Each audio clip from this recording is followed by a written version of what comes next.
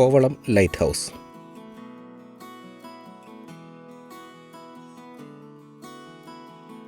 Ticket എടുത്ത് കോമ്പൗണ്ടിലേക്ക് പ്രവേശിക്കുമ്പോൾ ആദ്യം കാണുന്നത് ഈ ആനയുടെ ശില്പമാണ്.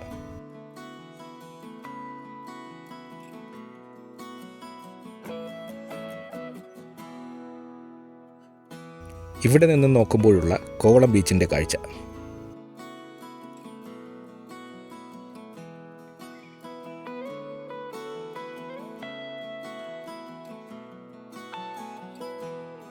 വളരെ വൃത്തിയോടെയും പ്രൊഫഷണലായും മെയിൻറ്റെയിൻ ചെയ്തിരിക്കുന്നു. ഇതാണ് ലൈറ്റ് ഹൗസ്.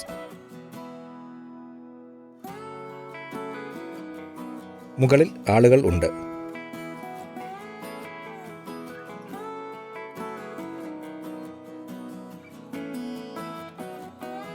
ലൈറ്റ് ഹൗസിലേക്കുള്ള വഴിയാണ് ഇത്.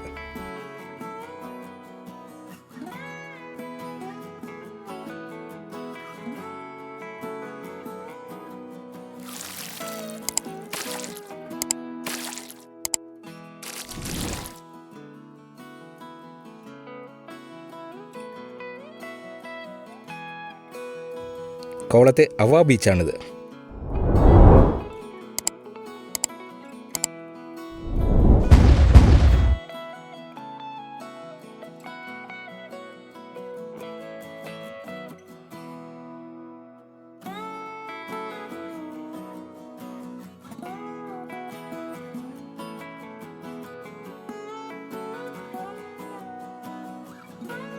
കോവളം തീരത്ത് കരയോടടുക്കുമ്പോൾ തിരക്ക് ശക്തി വളരെ കുറവാണ്.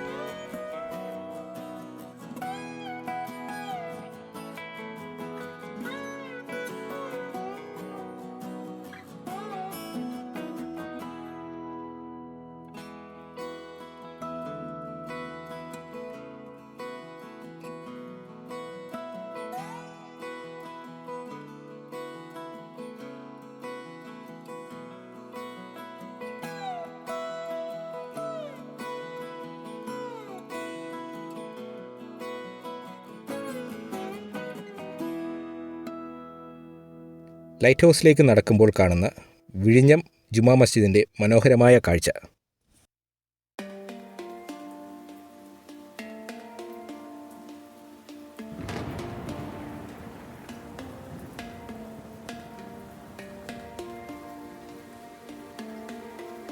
വിഴിഞ്ഞത്തെ ബൊള്ളാഡ് പുൾ ടെസ്റ്റ് ഫെസിലിറ്റിയാണ് ആ കാറിൻ്റെ സമീപം കാണുന്നത്. പിറകിൽ തുറമുഖത്തിൻ്റെ പണിക്കുള്ള സാമഗ്രികളുമായി പോകുന്ന ടിപ്പർ.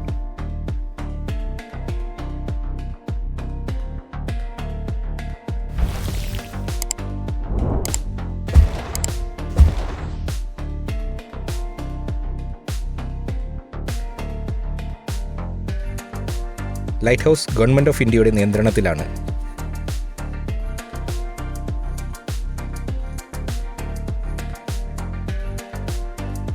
കുറച്ചുകൂടി മുകളിലേക്ക് നടന്നപ്പോൾ വിഴിഞ്ഞം ജുമാ മസ്ജിദിനോടൊപ്പം തുറമുഖത്തെ ക്രെയിനുകൾ കാണാം. ഷിൻഹുവ 16 എന്ന കപ്പലിനെയും കാണാം.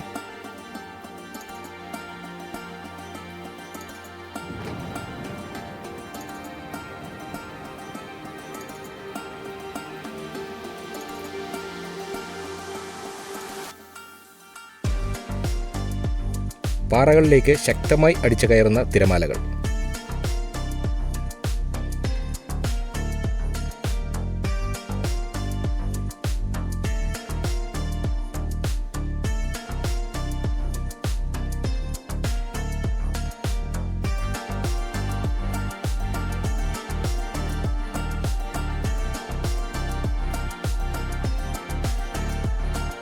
നൂറ്റാണ്ടുകളുടെ ചരിത്രമോ പഴമയോ ഒന്നും ഈ ലൈറ്റ് ഹൗസിന് അവകാശപ്പെടാനില്ല. എങ്കിലും തുറമുഖം ഓപ്പറേഷനിലാകുമ്പോൾ ഉണ്ടാകുന്ന പ്രാധാന്യം വളരെ വലുതാണ്.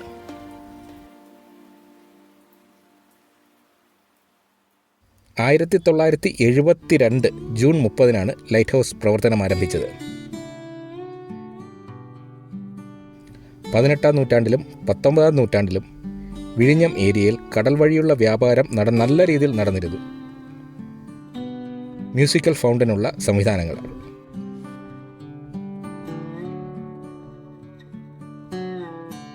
മേഘങ്ങളില്ലാത്ത തെളിഞ്ഞ ആകാശത്തേക്ക് ഉയർന്നു നിൽക്കുന്ന ലൈറ്റ് ഹൗസ് കാണാൻ വളരെ മനോഹരമാണ്.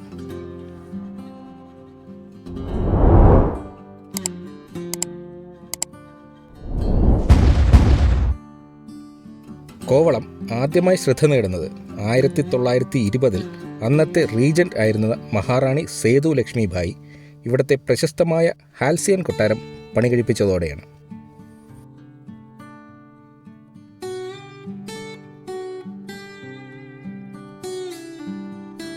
36 മീറ്റർ ഉയരമുണ്ട് ലൈറ്റ് ഹൗസിന്.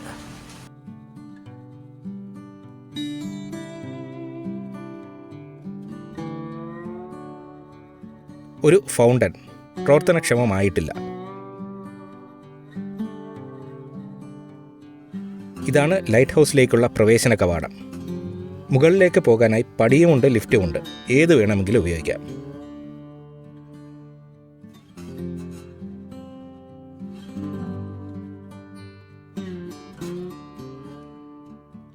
ലൈറ്റ് ഹൗസിലേക്കുള്ള എൻട്രി ഫീ 20 രൂപ, കാർ പാർക്കിംഗ് ഫീ 20 രൂപ, ക്യാമറയ്ക്ക് 10 രൂപ. അതായത് ഒരാൾ കാറിൽ വന്ന് ക്യാമറയുമായി ഇവിടെ പ്രവേശിക്കുന്നതിന് 50 രൂപ ചിലവ് വരും.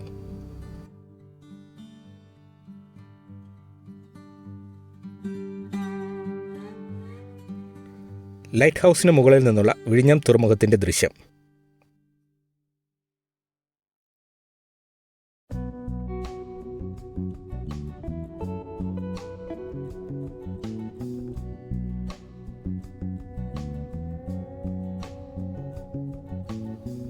ഷെൻഹുവ 16 എന്ന കപ്പൽ യാർഡ് ക്രെയിനുകളുമായി തുറമുഖത്ത് നങ്കൂരമിട്ടിരിക്കുന്നു.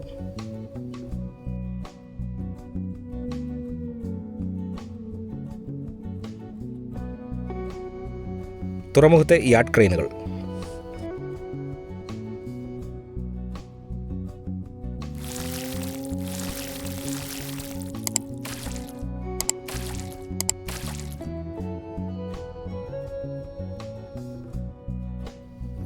ഈ ഉൾക്കടൽ പോലെയുള്ള ഭാഗമാണ് കോവളം ഔവ ബീച്ച്.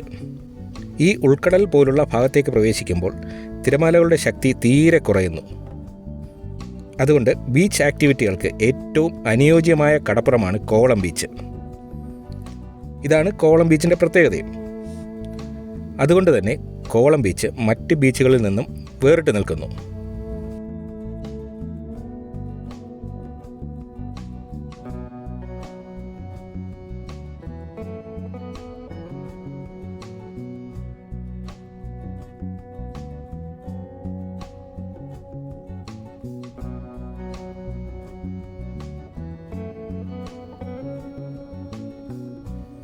കോവളം ബീച്ചിലേക്ക് പോകുന്ന speed boat, kayaking, sea surfing, parasailing, speed boat safari, scuba diving, snorkelling, artificial offshore പവിഴപ്പുറ്റ്, കറ്റമരൻ റൈഡ് എന്നീ ബീച്ച് ആക്ടിവിറ്റികൾ കോവളം ബീച്ചിലുണ്ട്.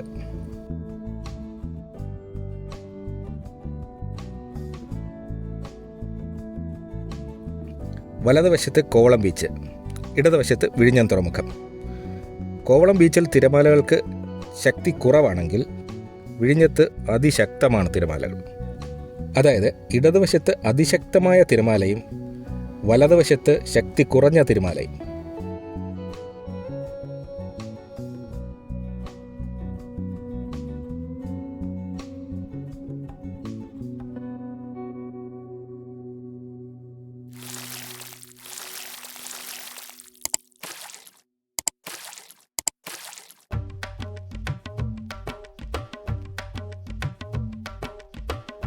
മറ്റൊരു കാര്യം, വിഴിഞ്ഞം തുറമുഖ ഭാഗത്ത് അതിഭയങ്കര താഴ്ചയാണെങ്കിൽ കോവളം ബീച്ചിൽ താഴ്ച വളരെ കുറവാണ്.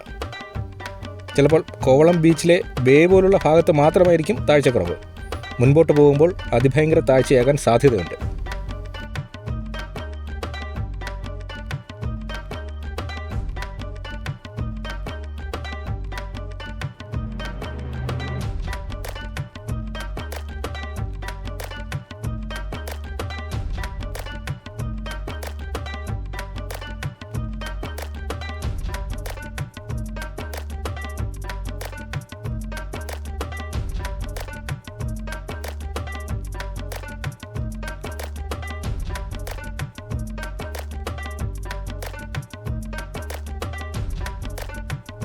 വിഴിഞ്ഞത്തെ അതിശക്തമായ തിരമാലകൾ.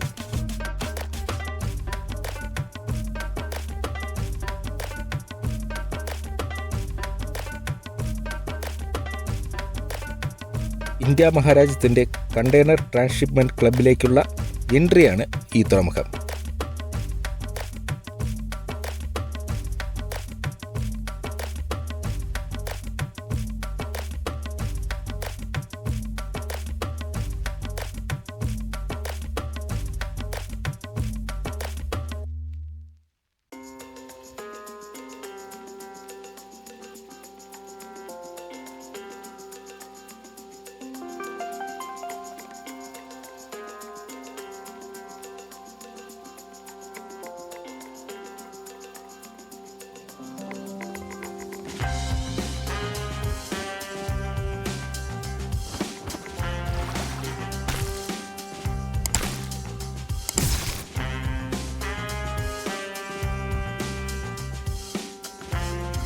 ഷിപ്പ് ടു ഷോർ ക്രെയിനുകളും പിന്നെ തുറമുഖത്ത് നങ്കൂരമിട്ടിരിക്കുന്ന ഷെൻഹുവ 16 എന്ന കപ്പലും.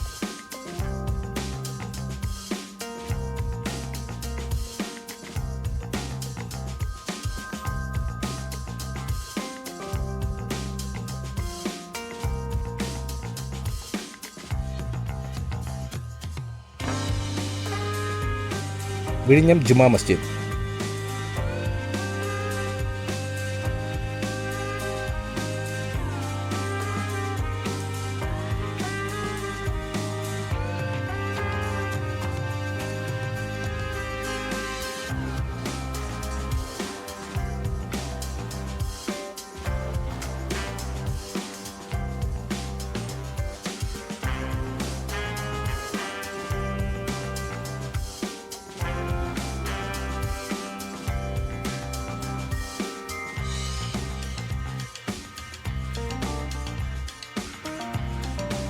വിഴിഞ്ഞം കോസ്റ്റ് ഗാർഡ് സ്റ്റേഷനിലെ റഡാർ.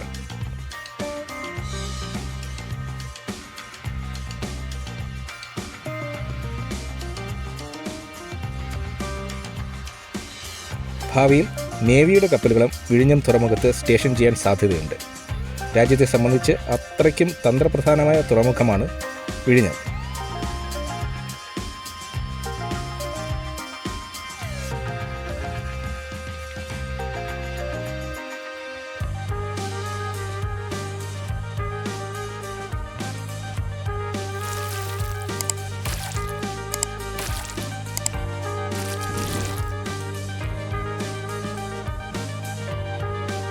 ബീച്ചിലെ ആക്ടിവിറ്റികളിൽ ഒന്നായ പാരാസെയിലിംഗ്.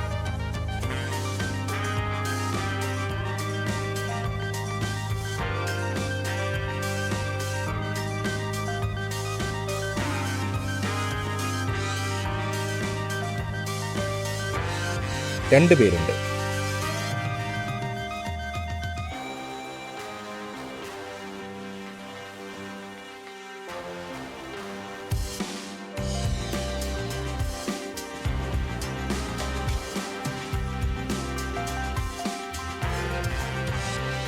മ്യൂസിക്കൽ ഫൗണ്ടിന് വേണ്ടിയുള്ള ഉപകരണങ്ങൾ.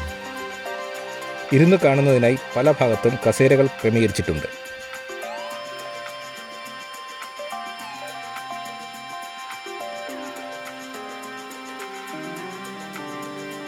ലൈറ്റ് ഹൗസിൻ്റെ മറ്റൊരു ആംഗിളിൽ നിന്നുള്ള ദൃശ്യം. വെള്ള മേഘങ്ങളുള്ള നീലാകാശത്തേക്ക് ഉയർന്നു നിൽക്കുന്നു.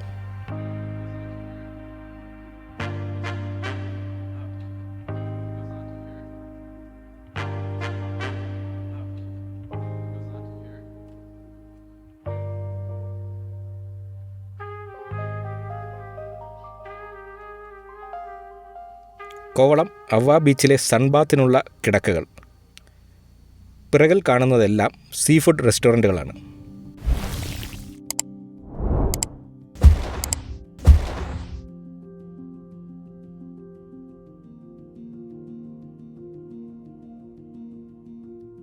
തീരത്തോടടുക്കുമ്പോൾ തിരമാലകളുടെ ശക്തി കുറയും.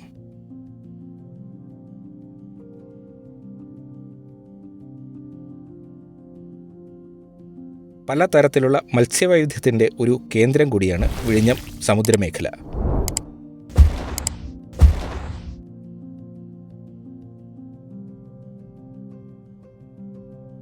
ഈ വീഡിയോ ഇഷ്ടപ്പെട്ടുവെങ്കിൽ ലൈക്ക് ചെയ്യുക, സബ്സ്ക്രൈബ് ചെയ്യുക, കമൻറ്റ് ചെയ്യുക, ഷെയർ ചെയ്യുക.